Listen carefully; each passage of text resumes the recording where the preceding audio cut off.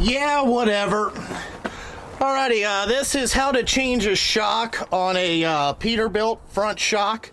So, as you can see, all that you have to do here is you're going to need a Milwaukee fuel impact 3/4 inch socket. Links are down in the description. Alrighty. Also, I didn't have time to film this because we are a real shop. We don't have a guy that goes around and, films everybody doing real work. How does that affect you in your daily life? Alrighty, but you can obviously see, I changed that. You can see the never sees on that right there.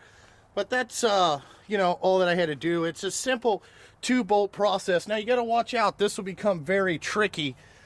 If this grade 8 bolt with a lock nut, you might want to put a new lock nut on there. You definitely want to never seize this because of, you get a lot of road grime in there. So that's how you change a shock, really, is you just take off those 2 bolts and stick on the new one. Alrighty, you can see the old one right here. Okay, next thing we're going to move on to is this lovely box.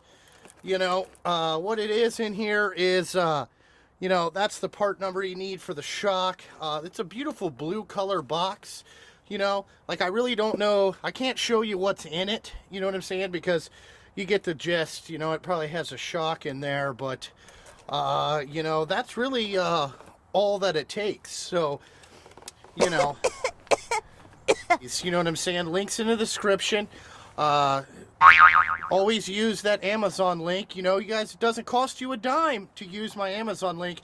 If you're out there buying something on Amazon, come to one of my videos. Use, click the Amazon link. Doesn't cost you anything. It helps the channel out. Also, I'm on Patreon. It's cool if you want to, throw in a buck or two on Patreon. If not, no big deal. Also, give me a thumbs up on this video.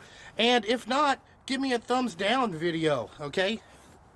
Down in the comments section. But I think that's about it. So, ta-ta for now.